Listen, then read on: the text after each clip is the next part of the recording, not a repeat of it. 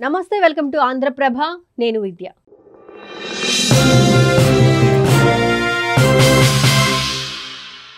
మూడో విడత మోదీ పాలనకు ఏడాది పూర్తి. మరో మైలురాయిని దాటిన ప్రధాని. మూడో విడత పాలనలో తొలి వార్షికోత్సవం. సరికొత్త బాటలో పరుగులు పెడుతున్న పాలనా రథం. 10 ఏళ్ల ప్రయాణం ఒక ఎత్తైతే ఈ ఏడాది పాలన మరో ఎత్తు. భారత ప్రధానమంత్రిగా నరేంద్ర మోదీ మరో మైలురాయి దాటారు. మూడో విడత పాలనలో ఏడాది పూర్తయింది. స్థిత ప్రజ్ఞత, బాధ్యతలకు కట్టుబడిన క్రమశిక్షణ ఆయన సొంతం. అంతేకాదు, భారత రాజకీయ ప్రస్థానంలో ఆయన పాలన ఓ మేలుకొలుపు. 11 ఏళ్ల పాలన, అదే తీరు, అదే ఒరవడి. అయినప్పటికీ ఎప్పటికప్పుడు వ్యూహాత్మక నిర్ణయాలతో సరికొత్త మార్గంలో పాలనను కొనసాగిస్తూ దేశాన్ని అభివృద్ధి పథంలో నడిపిస్తూ ఉండటంలో ఆయనకు ఆయనే సాటి. గత సంవత్సరం జూన్ 9న వరుసగా మూడోసారి ప్రధానమంత్రిగా నరేంద్ర మోదీ ప్రమాణ స్వీకారం చేశారు. అయితే గత 2 పర్యాయాలు సొంతంగా మెజారిటీ సాధించిన బీజేపీ ఈ దఫా మాత్రం మిత్రపక్షాల సహాయంతో సంకీర్ణ ప్రభుత్వాన్ని ఏర్పాటు చేసినప్పటికీ హ్యాట్రిక్ పీఎంగా రికార్డు క్రియేట్ చేశారు. స్వతంత్ర భారత తొలి ప్రధాని జవహర్లాల్ నెహ్రూ తరువాత వరుసగా మూడోసారి ప్రధాని మోదీ చరిత్ర సృష్టించారు. స్వతంత్ర భారత తొలి ప్రధాని జవహర్లాల్ నెహ్రూ తరువాత వరుసగా మూడోసారి ప్రధానిగా మోదీ చరిత్ర సృష్టించారు. అయితే సంకీర్ణ ప్రభుత్వం కావడంతో మోదీ పాలన ఎలా ఉంటుందనే దానిపై పలు విమర్శలు వెల్లువెత్తాయి. కానీ 2014 టు 2024 వరకు ఉన్న పాలన ఒక ఎత్తైతే ఈ ఏడాది పాలన మరో ఎత్తు. ప్రజా సంక్షేమం, దేశ భద్రత, అలాగే దేశాభివృద్ధి ధ్యేయంగా సాగిన పాలనలో మోదీ మార్కు కనిపిస్తోంది. భారత రాజకీయ రంగంలో ప్రధానిగా మోదీ రాక ఒక హఠాత్ ఆగమనం. సరికొత్త ఆలోచనలతో సరికొత్త ఒరవడిని సృష్టించారు. మోదీ నిర్ణయాలు సంచలనమైనప్పటికీ ప్రజలకు ఆమోదయోగ్యమే. 2014లో ప్రధానిగా తొలిసారి పాలనా పగ్గాలు చేపట్టిన ఆయన వినూత్న రీతిలో పాలనను కొనసాగించారు. నీతి ఆయోగ్ అనే సరికొత్త వ్యవస్థను సృష్టించి దేశ పాలనా సౌధపు మౌలిక స్వరూపాన్నే మార్చే సంకేతాలు ఇచ్చారు. అలాగే పెద్ద నోట్ల రద్దు, జీఎస్టీ కేంద్రీకృత వ్యవస్థ, ఇలా దేశ ఆర్థిక రంగంలో పలు కీలక మార్పులకు శ్రీకారం చుట్టారు. 2019లో వరుసగా రెండోసారి అధికారంలోకి వచ్చారు ప్రధానమంత్రి నరేంద్ర మోదీ.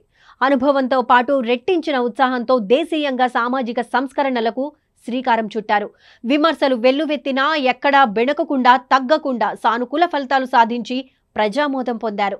ఆర్టికల్ 370, ట్రిపుల్ తలాక్, టెర్రరిస్టు వ్యతిరేక చట్టం, బ్యాంకుల విలీనం వంటి పలు వివాదాస్పద అంశాలను తనదైన శైలిలో కొలిక్కి తేవడంలో సక్సెస్ అయ్యారు.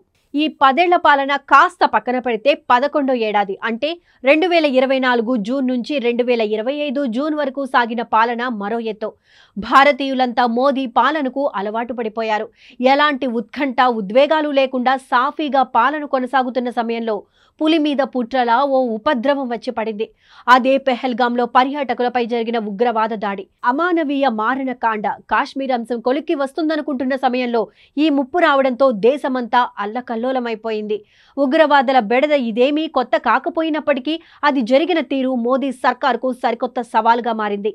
ఉగ్రవాదాన్ని కూకటి వేళ్లతో సహా పెకిలించి వేయాలన్న దృఢ నిశ్చయంతో ఉన్న మోదీ ప్రభుత్వం పెహల్గాం దాడికి ప్రతీకారం తీర్చుకుంటామని ప్రకటించింది. అంతేకాదు, చెప్పినట్లుగానే మోదీ పాక్ ప్రేరేపిత ఉగ్రవాదంపై ఆపరేషన్ సింధూర్ చేపట్టి తగిన గుణపాఠం చెప్పారు.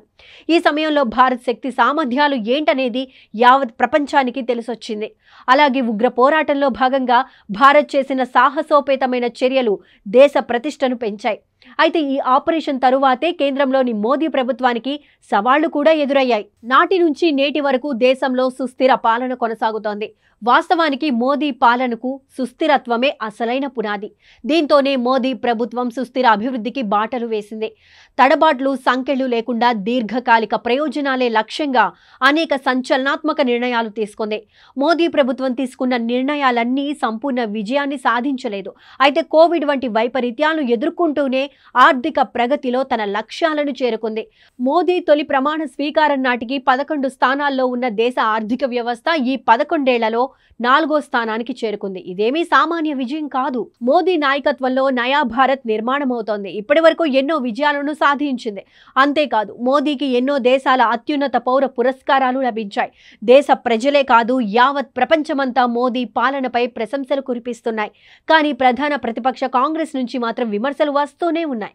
మోదీ పాలనలో మెచ్చుకోదగిన అంశం ఏదీ లేదని, 11 ఏళ్ల పాలనంతా ఫెయిల్యూర్ అని, అప్రకటిత అత్యవసర పాలనగా అభివర్ణిస్తూ ఉండటం గమనార్హం. గమనార్హం. మొత్తంగా మోదీ 3.0 పాలన విమర్శకుల అంచనాలకు మించి సాగిందని చెప్పుకోవచ్చు. గత పాలనకు భిన్నంగా మోదీకి అనుకూలంగా ఉంది. ఈ సందర్భంగానే వికసిత్ భారత్ ఎజెండానే లక్ష్యంగా మోదీ సర్కార్ అడుగులు వేస్తోంది. మూడవ విడత ఏడాది పాలనలో ఆపరేషన్ సింధూర్, వక్ఫ్ సంస్కరణలు చోటు చేసుకోవడంతో పాటు ప్రపంచ దేశాల్లో భారత ఖ్యాతి పెరిగింది. ఒక్క మాటలో చెప్పాలంటే మంచి పాలన, పరివర్తనే లక్ష్యంగా మోదీ పాలన సాగుతోంది.